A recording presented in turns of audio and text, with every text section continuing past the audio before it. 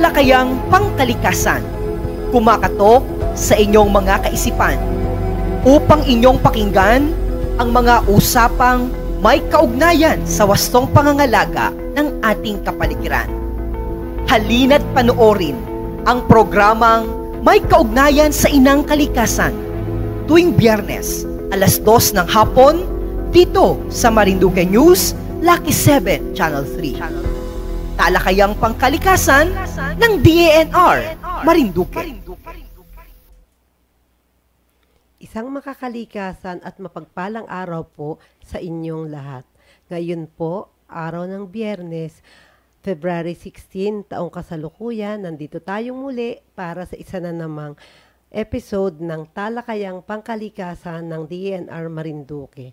Ito po ang ating first episode ngayong year 2024. Ang programa pong ito ay sabayang napapanood sa Lucky 7, Channel 3 at Facebook live streaming ng Marinduque News Network. At ito rin po ay napapanood sa YouTube channel. Live na live din po tayo na napapanood sa bayan ng Santa Cruz at Torrejos via GR Catv, Channel 6 at Marinduque ngayon.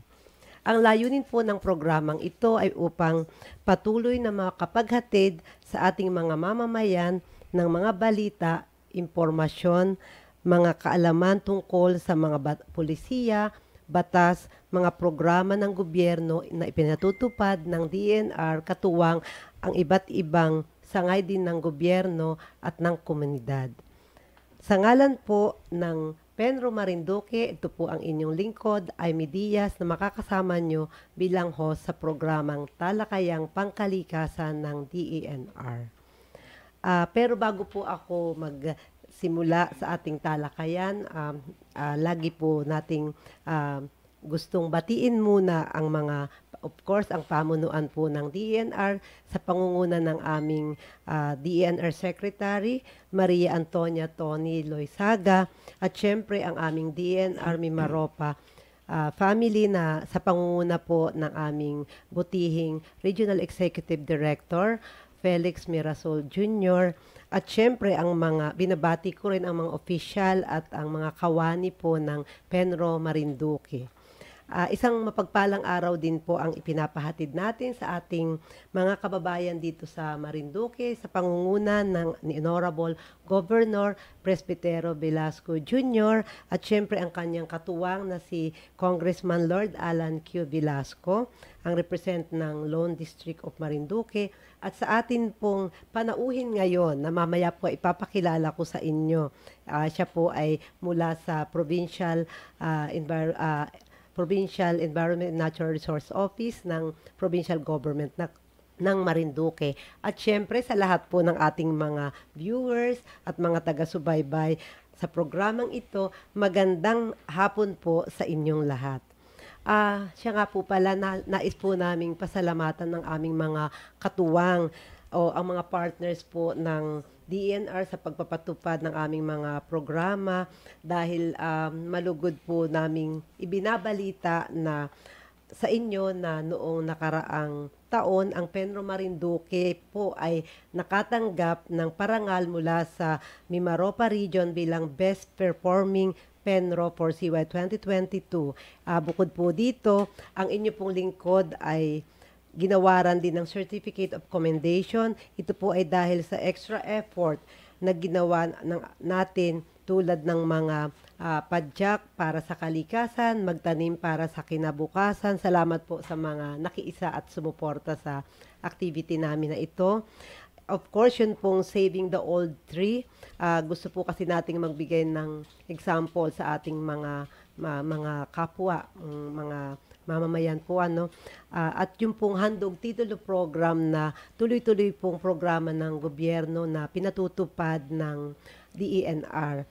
Ito po ay maganda po kasi ang naging accomplishment natin nung nakaraang taon at kahit po ngayong taong ito malaki pa rin po yung target ng ating DENR Marinduque. So, thank you very much po sa lahat ng ito dahil ito ay naging, ang success po namin ay dahil sa pakikiisa at pakikipagtulungan po ng mga different stakeholders. So ano nga po pala ang mga sinelebrate natin nung nakaraang buwan ng Enero? Wala po kasi tayong episode noon, kaya nais po naming ibalita sa inyo na yung buwan po kasi ng Enero ay ipinagdiriwang natin ang Zero Waste Month. Kaya lang hindi po tayo nagkaroon ng pagkakataon na makapag-air ng isang episode. Kaya ngayon po, ang atin pong panauhin mamaya na ilang minuto na lang po ay ipapakilala ko na ay galing po sa Provincial Enro dahil nga po tatalakayin niya yung tungkol sa Zero Waste Marinduque. Ito po ay isang batas na ipinatutupad dito sa probinsya ng Marinduque. At ito po ay may kinalaman sa ating tema ngayon, yung Sustainable Waste Management in Livable Communities. Zero Waste to Philippine Waters by 2040. So, yun po Kaya, ngayon po ay ang topic natin ay mapofocus. Ang ating talakayan ay mapofocus po about the zero waste management. Noon din pong January 6 naman, nakiisa ang Penro Marinduque sa ginanap na National Clean Up Day. Ang activity po na ito ay bahagi ng programa naman po ito na nililid ng DILG. Yun po ang tawag nila ay Kalinga at Inisyatiba para sa Malinis na Bayan or Kalinisan po ang acronym nito. Nakiisa po ang mga official at kawani ng Penro Marinduque sa ilang mga barangay kung saan nagsagawa ng National Cleanup Activity. At bilang suporta nga po, nakiisa tayo sa Barangay Bangbangalon, Barangay Laylay at Barangay Agot dito sa Bayan ng Buwak. Ganon din po sa Barangay Banahaw at Barangay Bagong Silang sa bayan naman po ng Santa Cruz. Noon din, dahil po ipinagdiriwang nating tuwing February 2, yung tinatawag nating World Wetland Day, kaya po ang Penro Marinduque kaugnay nito ay nagsagawa ng regular naming activity taon-taon. Nag-conduct po kami ng water bird census noong January 16 hanggang 19. Ito po ay ginawa sa mga barangay ng Kaiduki, Torrijos, Tamayo, Santa Cruz, Hupi sa bayan din po ng Santa Cruz at sa barangay po ng Kapayang sa bayan ng Mugpog. Kasama po ng DENR ang mga kasamahan din natin sa PGNRO ng Marinduque, mga concerned local government units, barangay officials from different municipalities, at mga ibang civil society group ng mga nabanggit na barangay po. Nakapagtala po tayo ng 1,420 water birds na na-observe po sa nasabing activity. At base sa aming nakolektang datos, ang pinakamataas po ng bilang ng mga ibon ay naitala sa Barangay Tamayo, Santa Cruz na mayroong 517 birds. Siguro dahil maganda pa yung yung ating mga mangrove. So marami doon yung maganda yung ating wetlands doon. Kaya mas marami ang natala. Pero base po sa aming bilang ng mga ibon na naitala ngayon at kumpara dun sa nakaraang taon, overall po ay nagkaroon ng remarkable parang bumaba po nagkaroon ng decrease in numbers.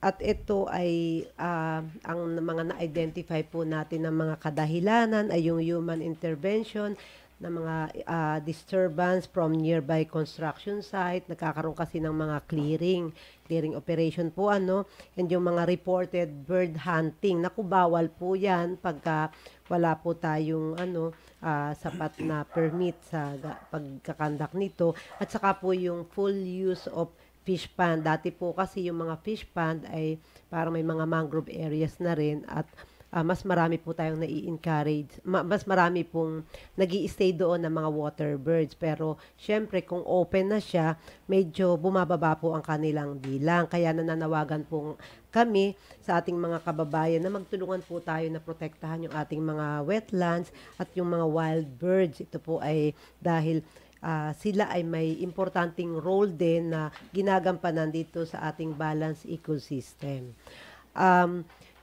Nito rin pong nakaraang January 26 naman ay ginanap yung bamboo tree planting activity sa Barangay Bayakbakin, Torrijos, at ito naman po ay ang lead dito ay ang Provincial Government of Marinduque through our PGNRO. At ito po ay pursuant to the Marinduque Provincial Ordinance Number 2008 Series of 2023 entitled the Marinduque Enhanced Greening Program Ordinance of 2023. Bali nakapagtanim po tayo ng 180 bamboo at ito po ay dinaluhan ng 150 participants na binubuo ng mga national government agencies, Marinduque provincial offices, local government units, mayroon ding mga taga-academy, mga volunteers from different organizations and private sectors po. Dumalo rin po sa nasabing activity ang ating Vice Governor na si Ms. Adeline Angeles kasama ang iba pang mga provincial board members at local government officials. Nandun po si yung ating bisita ngayon na si PGNRO ay nandun po at sila po ang lead sa activity na yan. Tayo po ay taga-suporta lang. So nagkaroon din po ng ngayon naman pong buwan na ito, alam nyo pag buwan ng mga puso, di syempre buwan ng pagmamahalan yan.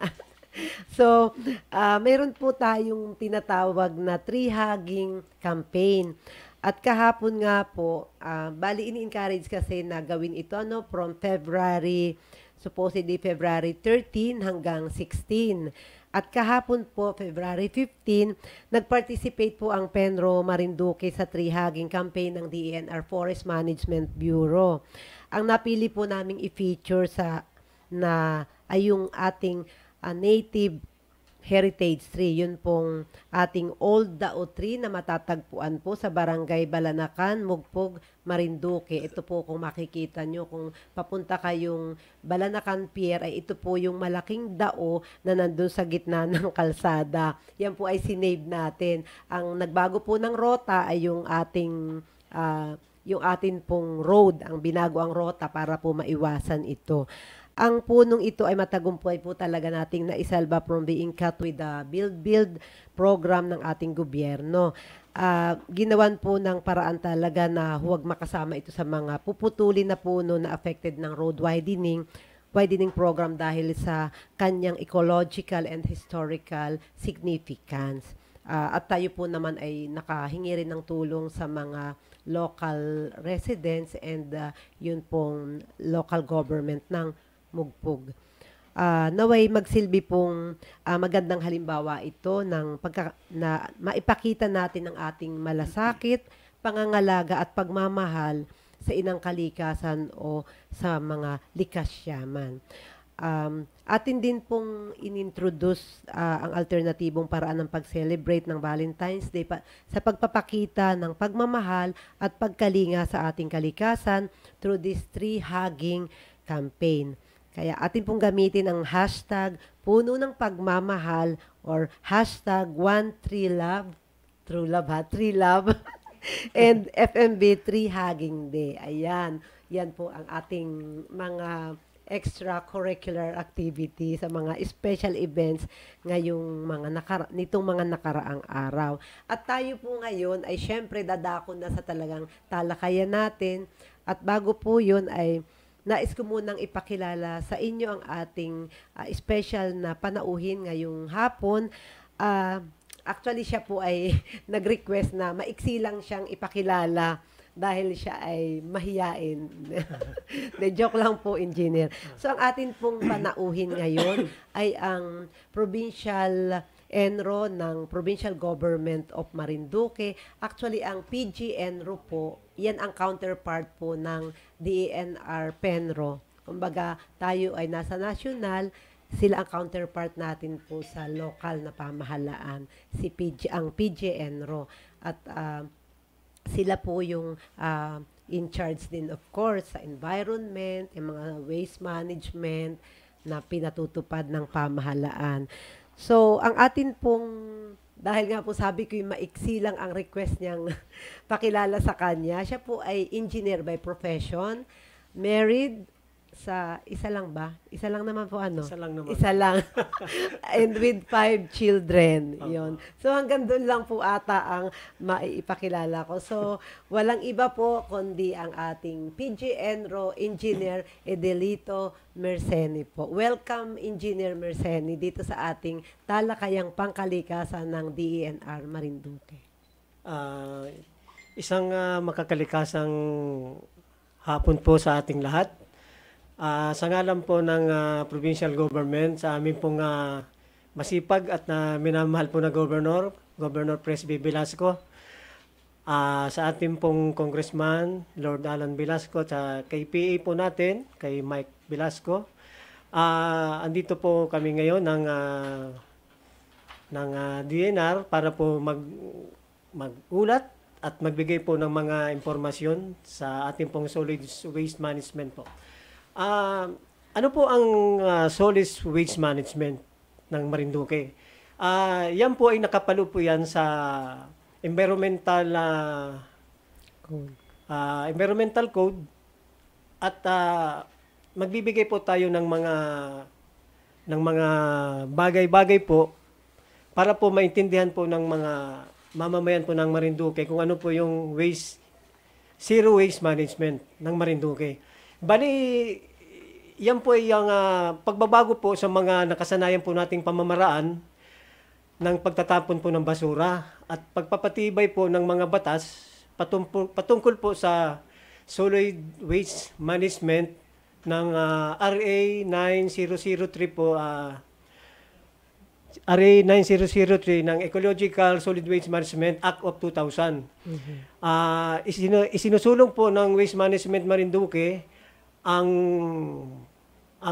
yan po ay dating 3 hours. Sa ngayon po ay 5 hours na po yan. Yung pong refuse, reduce, reuse, recycle, at saka po yung pong ina-implement po ng probinsya po ngayon, yung compost pit po. Yan po ay kasama na po dun sa 5 hours. So, sa ngayon po ay bali patuloy naman po ang ating sa ngayon po, ma'am, ay nagpupunta-punta naman po tayo sa mga barangay para po ma-introduce po natin yung pong 5 hours na ito. So maganda po pala maganda po yung kinalabasan ng pag-implement nito. Marami nga pong mga magagandang provision kaming nakita dito sa ordinance. Tama po ba ako na Executive Order number 7/2021 po ito, kung saan maraming magagandang provisions po na nakalagay at isa nga po dito ay yung mga basically meron din kayong mga IEC campaign, nabanggit din po yung Zero Waste Campaign and Eco Earth Camp. Yes po. So ito po ba ay simula po nung nailunsad ito 1 or 2 years ago, 2 years ago. Patuloy po ba natin itong naiisagawa at sino po pala ang nag-i-implement nito, Engineer? Sa ngayon po, ma'am, patuloy naman po ang isinasagawa namin pong IEC, yung pong Information, Education, and Communication Campaign ng mga LGU po natin. Yan po yung 6 po na munisipyo ng Marinduque. At sa provincial naman po ay nakikipag-collaborate po kami sa ating pong isang opisina po ito. Ito po yung LMD Peso na sa mga project po nila katulad po ng Doli Tupad.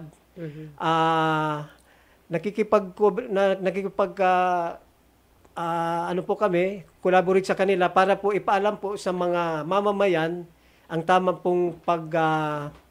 pong pagtatapon ng basura, tamang pong pag-segregate ng basura, at lalong-lalo na po yung kasama po sa 5 hours natin, yung compost pitting, ina-explain po natin sa mga mamamayan ng bawat barangay na maghukay po sila ng kaukulang pong, may size naman po yung hukay na yun. So, binibigyan po natin sila kung ano po yung mga basura po na dapat po nilang ilagay doon. And then po yung pong iba, na pinapaipon na lang po natin para po yung pong munisipyo naman po ang maghakot po nun.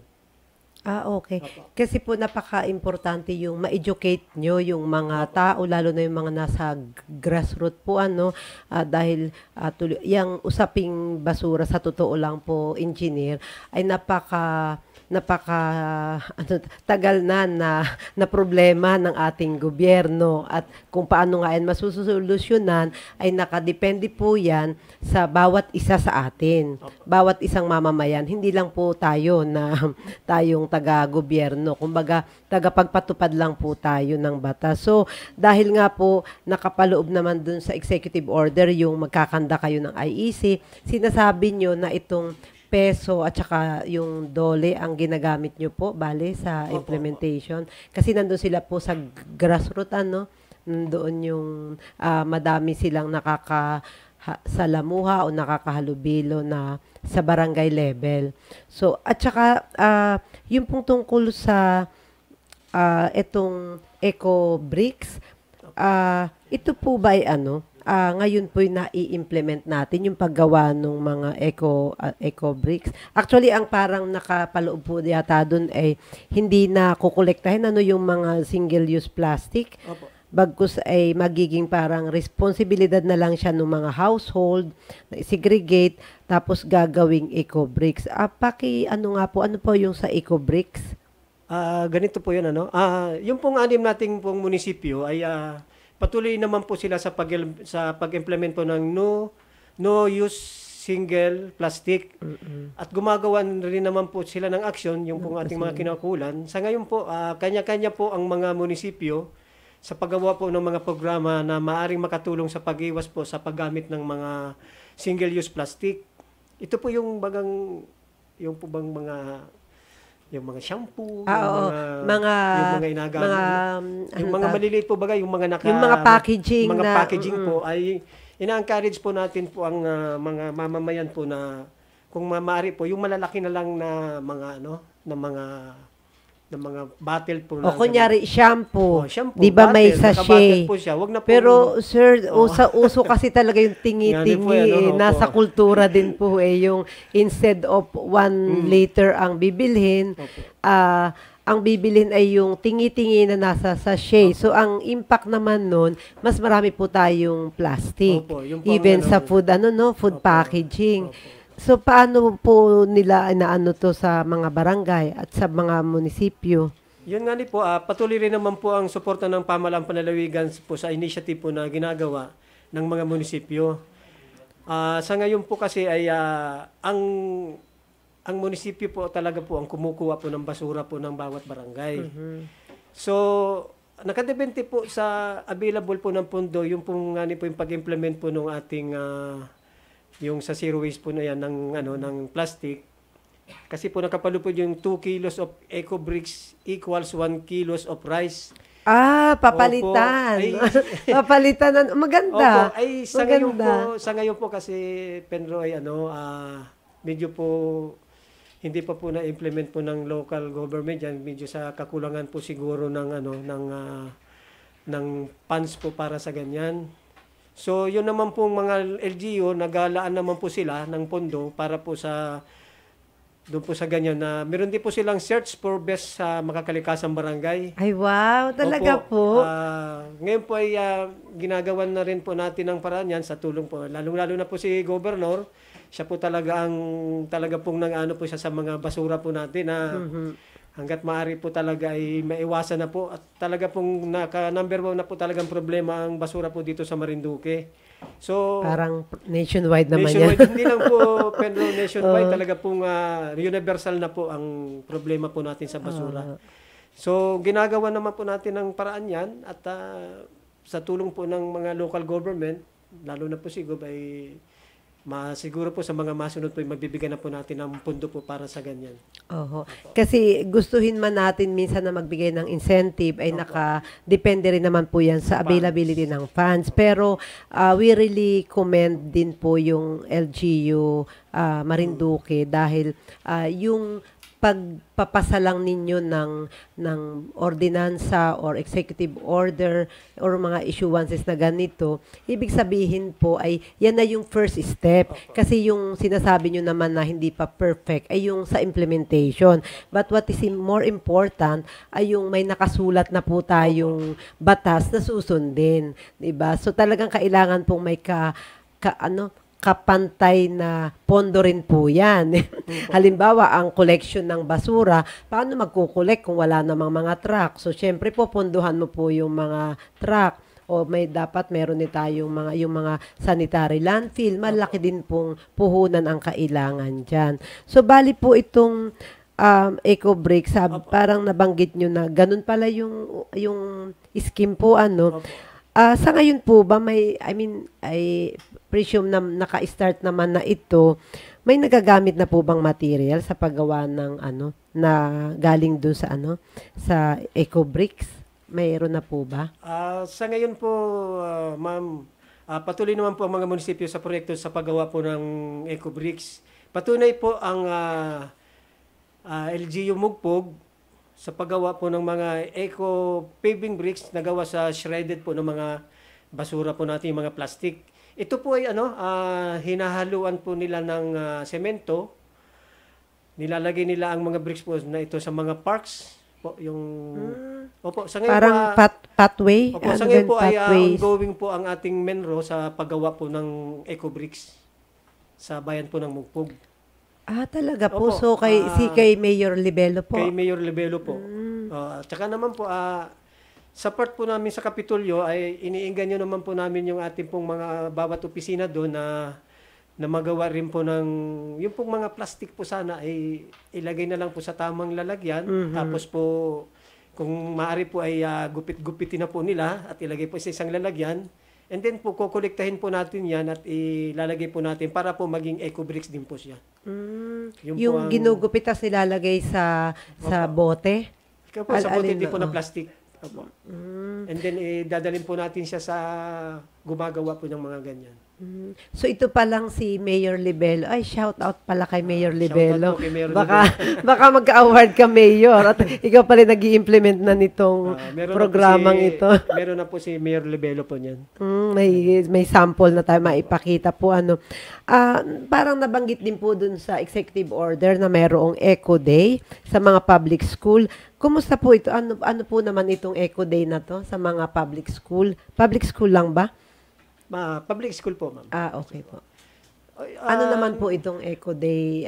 Yung pong Eco Day ay patuloy naman po ang ginagawa nating pagtuturo din sa mga bata. Pagka po nagkakameron po kasi kami ng tawag dito.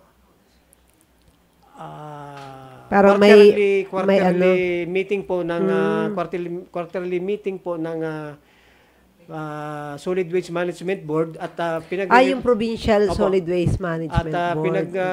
Pinagre-report po natin po dito yung 6 na bayan. Yung 6 na bayan po. Pinagre-report po natin dito yung 6 na bayan kung ano na po ang kalagayan po ng kanilang pag-implement po ng zero waste management. And then po umaattend din po dito ang superintendent po ng ating ng school. At ini-encourage po talaga namin sila na ang mga estudyante po na talaga pong yung pong lalong-lalo na po ang mga plastic. Yan po talaga ang number 1 po na problema natin sa basura. So sinasabi po natin sa kanya na turuan at meron naman pong MRF po ang mga school na pero talaga lang po siguro may mga pasaway po ng mga bata na hindi po talaga nasunod. So, hindi naman po natin maalis yan. So, ang importante lang po ay matalakay po dun sa mga estudyante na yung tamang pong pagtatapon po ng basura. Pero disiplina po kasi iyan, Opo. engineer eh. 'Di ba sir, kahit na kumbaga kahit may batas, may ganito, ang importante pa rin at basic ay yung disiplina ng ating mga bata. At maganda naman na nakapaloob ito sa executive order ni Gob kasi po para may basihan kung sakaling i-penalize din yung mga hindi sumusunod po ano. Opo, opo. So, at saka ang maganda po nito, maganda kasing katuwang din itong DepEd. Imagine po natin na ang laki ng population nitong mga kabataan. So kung itong mga kabataan ay ma-educate at madidiscipline sa tamang pagtatapon ng basura, ng pagdidispose, so malaking impact po ito sa ating environment po. Ano? Opo. So sa tingin nyo naman, doable naman po ito ano, yung na lahat buong probinsya ng Marinduque ay ma-implement ito sa bawat school. Opo, opo. Ang dami rin nun ang daming school dito. Kung bawat barangay may school ay 218 barangay tayo. So plus yung pang mga poblasyon po ano. Ayun kaya. So ano po ang pwede niyong panawagan kay ano sa DepEd? Katuwang ninyo. Nananawagan po kami, 10 po ng DNR, tsaka PGNRO po na ma-encourage po natin yung mga bata po na magmahal po sila sa ating pong kalikasan. Pagka meron po silang nakikita na plastic po o basura po sa kanilang inadaanan, damputin po nila at ilagay po nila sa tamang lalagyan.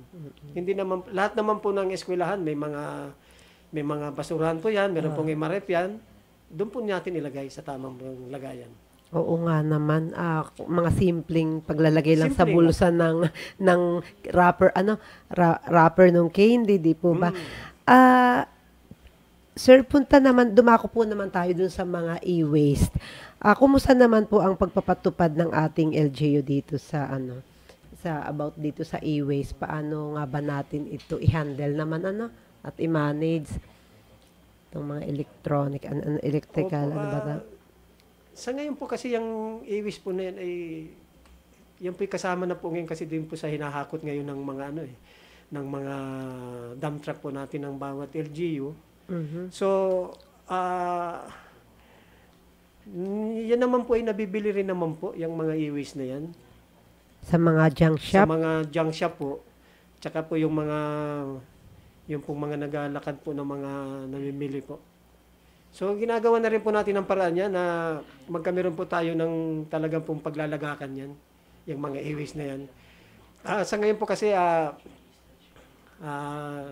ngayon po kami, bali tatayo pa lang po namin kasi yung aming MRF sa provincial jail.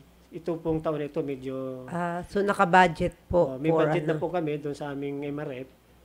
At pagka nag-meeting po kami sa solid waste management po namin, sa first quarter po namin, ay i-open po namin yung pong e-waste. Kasi napapasama po kasi sa ibang domestic waste. Opo, napapasama po yan. Ay, mas maganda po talaga nakasegregated. Iba po kasi yung category ng waste na yan eh. Iba po ang category niya. Kaya lang po baka wala ngang option or ang nangyayari ay napapahalo na lang siya sa domestic waste. Ay may iba po sana tayong way kung paano yan ma-dispose po ang naalala ko po noon na pinagmimitingan nyo doon sa board sa Provincial Solid Waste Management Board, parang itatransport parang magkakaroon ng mga temporary storage at saka itatransport. Pero yun nga, dapat may magandang plan or scheme kung paano siya gagawin. At least ang po kasi, ang LGU Marinduque talaga naman pong aktibo, talagang pinupush. Lalo nga si Gob lahat ng paraan talaga, hinahanapan talaga niyang Lalo na po ako talagang, nung lumipat po ako ng PGNRO, sabi ko, ito ang problema. Ito, susolvin po natin. Sir, dati kasi kayong sa engineering office, ano? Assistant Provincial Engineer po ako. So, alin ba ang mas mahirap i-handle? Biglang nag-trivia, no? Yun bang Provincial Engineering Office or yung Provincial Environment and Natural Resources Office? Nung pong nasa engineering po ako sa PEO, medyo mahaba pa po yung buhok ko. Ay, nung pong nagpapunta pa ako ng PGN, medyo lalo pong nawala. Ibig sabihin, mas madami pong problema Pero okay naman po. sa environment, ano? Okay lang naman po. Madami kasing concerns po tayo dyan, mula sa solid waste, sa liquid waste, di ba? Marami po. Mga pollution, kung ano-ano. Anyway, kayang-kaya nyo po iyan, engineer. So, dito po sa, di ba may mga initiative or may mga, ano po ba mga bago nating initiative or programa ng pamahalang panlalawigan na may kinalaman dito sa zero waste? Bukod po doon sa mga nabanggit nyo na. Bali po, ikinagagalak po naming ibalita at i-anunsyo po sa inyo, sa atin po dito sa Marinduque, sa ngalan po ng aming pong minamahal na gobernador, yung pong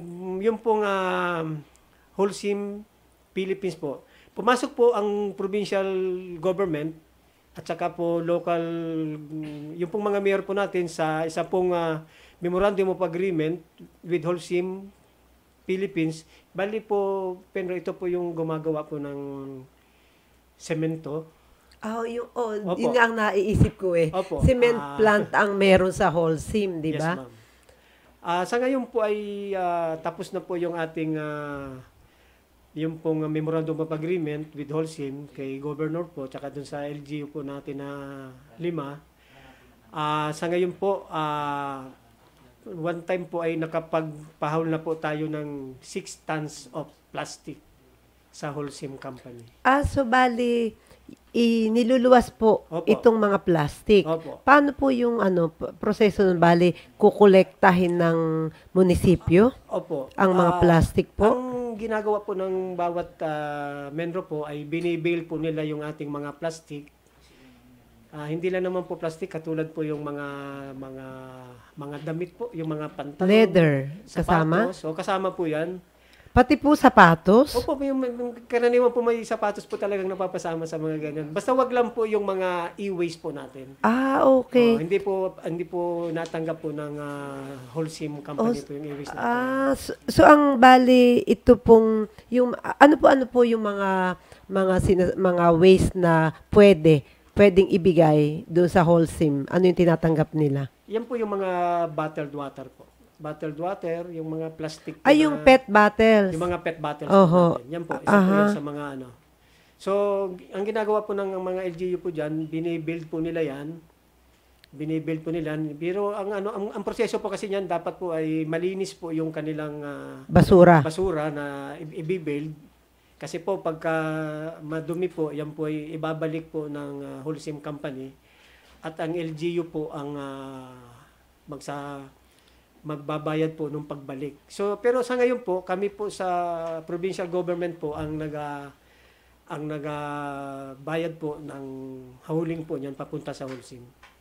Bali truck siya Opo. na binabiyahe papuntang Holcim. Yes, Ang ma'am. sinasabi niyo po bang Holcim ay itong sa Bulacan? Sa Bulacan po, ma'am, sa Norsagaray, Bulacan. Oo. So binabiyahe papunta doon. Ano po yung para maintindihan lang po ng ating mga viewers, pati ako. Ano po yung ibig sabihin niyo ng build waste? Yung lahat po ng mga basura natin ay iniipon po yun, pinaplastic. Inaano po ng Parang kinokompact. Kinokompact po siya. Para maliit ang volume. Para mali po yung, kung halimbawa po yung 30 kilos, ay i-build po yun. So, magiging maliit Build na lang po palang siya. tawag doon. Parang kinokompress po siya. Kinokompact po siya. Ikino-compress mo para maliit yung volume ng waste. Opo, yung Kaya waste. pag binyahin na, Pag binahe mo po, yung pong isang truck na yon ay ano po siya ng mga 5 to 6 tons po. Kasya po sa isang truck natin. okay. Kasi po, kung hindi mo po siya i-build, ay malaki yung volume. Malaki pong volume. In terms of Mali, volume. volume po tayo. So ano pong ginagamit sa pag-build pag-compact ng waste? May mga bailer naman po ang ang mga menro po namin. So, nag-invest pa rin kayo doon. Yung pong mga LGU po nag-invest po sila. Pero yung iba po medyo wala pa po sila noon, pero gumagamit po sila ng ibang mga Parang pamamaraan mano-mano po. lang. Mano-mano po. Opo. Aba, maganda ito kasi di po ba yun nga ang problema natin dahil island province tayo, mahirap din kasi yung magta-transport ka pa ng mga waste. So kung siya ay compacted, di mas madami po yung maihaul natin, So, yun po ay paano po kinukolekta? Halimbawa po, from household, paano po yun? Sa totoo lang naman po, ang nagakolekta po talaga niyan ay ang local government po. Yung dump truck po nila ng basura. So yung mga kinukolekta, Opo. doon namimili nung kaya dapat segregated. Dinadala na po nila ngayon sa kanilang RCA po yun. Ano po yung RCA? Yung RCA po yung residual containment areas po nila. Okay. Sa ngayon po kasi wala po tayong wala pa po tayong landfill. Mhm. So bawat LGU po natin, meron po silang RCA na doon po nila dinadala yung kanilang basura. So pagdating po doon, may mga tao naman po sila doon na yung pong hindi nasisegregate. Kasi hindi 100% po Opo, yan, hindi I'm po sure. 100%. Hindi po siya 100% na masisegregate. At saka sabi nyo nga po dapat malinis. So paano po yung washing na ginagawa dito? Sabi nyo nga may mga sapatos pang kasama or bag na iba't ibang na luma. Yung mga ganon, di ba po ba? Sa ngayon po kasi, mamay ang bayan po kasi ng Gasan, ang kauna-unahan po naming nakapag-ahol po tayo ng plastic sa Holcim Company. Kay Mayor Tolentino. Tolentino po. Maganda po yung kanyang pong RCA at talaga pong nakita po ng pamunuan po namin sa PGNRO na yung pag-segregate po ng kanilang basura doon ay talaga pong simula po sa bahay papunta po sa kanilang RCA ay po segregated na po talaga. Kaya po hindi po nahihirapan yung municipality of Gasa na mag-bill po ng mga plastic kasi po pagdating po doon sa RCA, kaunting hugas na lang po nung kanilang mga tao doon ay pwede na pong i-compress. Kaysa po i-kumpara ko po dun sa iba pong LGU na napuntahan namin na talaga pong medyo kulang pa po sila sa hindi ko naman po pero talaga pong kulang pa.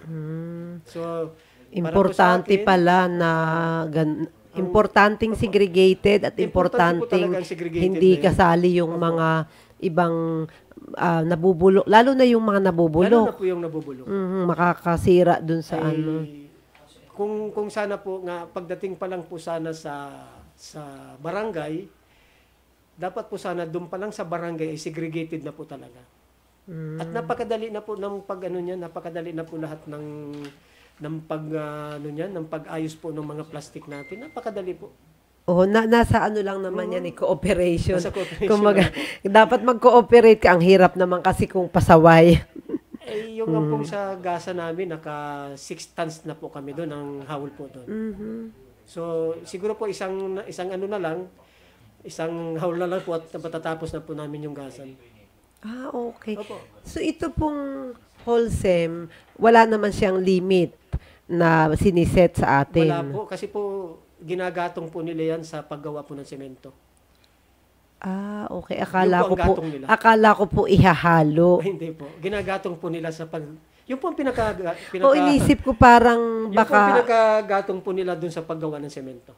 Okay din Kasi po ngayon, ang daming technology. So, alam naman ng ating mga viewers yan na iba-iba talaga yung lumalabas. So, nag-iisip ako na kaya siya kinukuha kasi may mga technology naman na yung plastic ay inihahalo naman siya ngayon dun sa paggawa ng mga para din sa mga construction materials po Kaya lang ang hindi ko alam kung i-compare siya sa mga totoong semento lang, yung mga concrete at na walang halong plastic. or yung, di po ba, marami na kasi ngayon technology. Anyway, eto po pa lang sa Holcim ay ginagamit naman nila as panggatong, kumbaga, dun sa ano. So, ibig sabihin po, mataas po ang demand. Pwede pa po, malayo pa po ang tatakbuhin natin. Pwede po, basta po may plastic tayo dito, biyahe po natin ang Holcim Company. Mabuti naman po at nagkaroon tayo ng... Ano po ng ating pong mahal na governor. Kailan po nagsimula ito yung ating tie up sa Holcim? Last year po, ma'am, ay nakapagpahawd na po kasi tayo ng nakapagpahawd na po tayo ng isang trip po ng basura ng plastic po sa Holcim. Tapos magiging tuloy-tuloy na po siya. Po, basta po sabi ko nga po sa mga LGU, Menro, basta po meron kayong 5 tons na plastic. So sabihin niyo lang sa amin sa provincial government na pwede na nating ihaul yung kanilang plastic. O kasi dapat naman pag ibabiyahe may certain amount din or volume. Otherwise sayang naman yung biyahe, ang layo po natin di ba? Itatawid dagat mo pa yun. Saka magastos rin po. Oo, magastos din. Kaya dapat talaga po may policy tayo na ganun.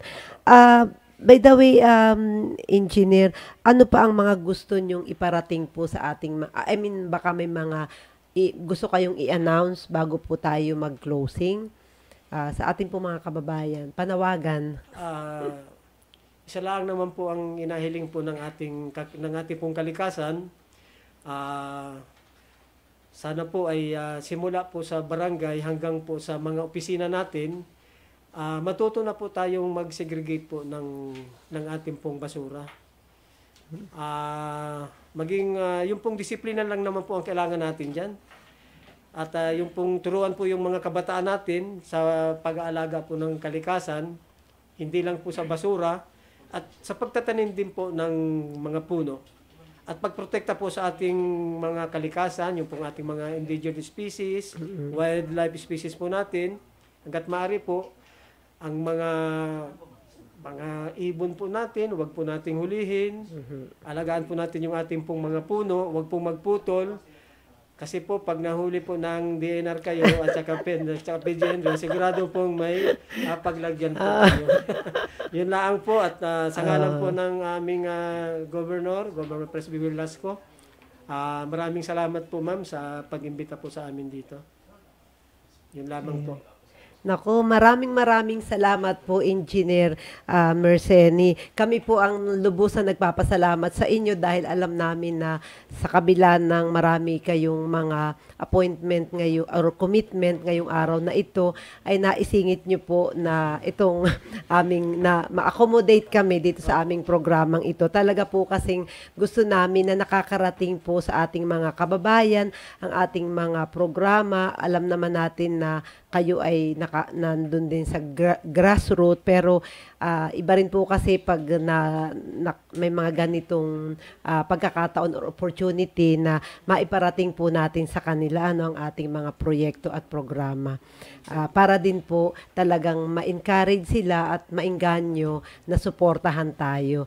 Maraming salamat po, Engineer, at nagpapasalamat din po ako sa Provincial Government of Marinduque sa pangunguna ni Governor Velasco. Alam kong sobrang suportado niya ang mga programa ng national government. In fact, binigyan po namin kayo ng plaque of recognition dahil nga po sa pagpapasa ninyo ng mga ordinansa na nakasuporta sa mandato ng DENR po. Lalo na po yung mga mga ordinances nyo na sumusuporta sa mga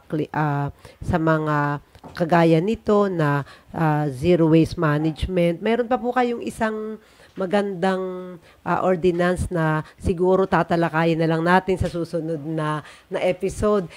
Mukhang pinangunahan ko na, yun po, susunod po nating episode. Ang tatalakayin po natin ay about po doon sa mga greening program dito sa probinsya ng Marinduque, dahil bukod sa National Greening Program ng DENR, meron ding enhanced National Enhanced Greening Program ang Marinduque. At yan ay effort din po yan ng ating mga katuwang sa local government units. So maraming salamat po. Pahabol na Yes lang po, yes. Marami pa po tayong oras, sir. Pwede pa kayong mag-invite or medyo nakalimutan ko po. Mahigpit po natin pong ipinagbabawal po ang pagsusunog. Ay, yes po. Ano po, yan po talaga ang isa sa inapagbawal po, yung pagsusunog. Marami na po kaming nakita na medyo nabigyan na lang po namin ng kaunting paalala muna. Warning. Pero yung po sa susunod ay talaga pong hindi na po natin sila pagbibigyan at talaga pong sirang-sira na po talaga ang ating kalikasan. Oho, maraming salamat po. Ano pa? Baka po mayroon kayong mga announcement na may mga events kayo na ngayong mga susunod na araw po? Opo, this coming Friday po, meron po tayong tree planting sa Barangay Bunliw po sa Torrejos. Ay, tama, sa ating pong mangrove area. Yun po talaga ay naka-schedule ngayon, itong araw na ito. Kaya lang po, sabi ko nga ay meron tayong kay Penrod, medyo kinansel ko na lang po muna. At salamat po naman. May order po kasi ang ating pong minamahal na governor na monthly po ay magkameron po tayo ng tree planting. Oh, naku, maraming salamat po. Yung kanina, kung balikan ko lang po, very short, very brief. Yun pong kanina na sinabi namin na nagkaroon ng tree planting activity or bamboo planting activity sa Barangay Bayakbakin. Yun po ay simula lang dahil regularly may instruction nga po kay PG Enro ang ating gobernador na regular na yung gagawing tree planting activity. Yan po yung on top of our regular program. Talagang yan. At saka sa susunod nga tatalakayin natin yung laman ng ordinance na yun. Sige po. Ayun. So maraming salamat na muli PJ Enro Edelito Merseni sa iyong precious time na ibinigay sa amin. At nawa sa nakalipas po na isang oras ng ating talakayan ay marami tayong napulot na mga kaalaman at mahahalagang impormasyon na ibinahagi ng ating panauhin na si Engineer Merseni patungkol sa mga programa na may kinalaman sa Zero Waste Management Program dito sa Marinduque. Tandaan po natin na anuman ang ating katayuan sa lipunan, ang pangangalaga at pagprotekta sa ating kapaligiran at likasyaman na kahit sa simpleng pamamaraan lamang ay isang obligasyon at responsibilidad ng bawat isa. Ito ay naaayon sa batas ng tao at sa batas po ng Diyos. Sabi nga sa Biblia, Corinthians 10:31, whatever you do, do it all for the glory of God. Muli, ito po ang inyong lingkod, Amy Diaz, ng DNR Marinduque, na lubos na nagpapasalamat sa ating mga manunood at taga-subaybay hanggang sa susunod po na makabuluhang talakayan dito sa talakayang pangkalikasan ng DNR Marinduque. Maraming salamat po at mabuhay po kayong lahat. Thank you. Thank you po. Talakayang pangkalikasan, kumakatok sa inyong mga kaisipan upang inyong pakinggan ang mga usapang may kaugnayan sa wastong pangangalaga ng ating kapaligiran. Halina't panoorin ang programang may kaugnayan sa inang kalikasan tuwing Biyernes, 2:00 ng hapon, dito sa Marinduque News, Lucky 7, Channel 3. Talakayang pangkalikasan ng DNR Marinduque.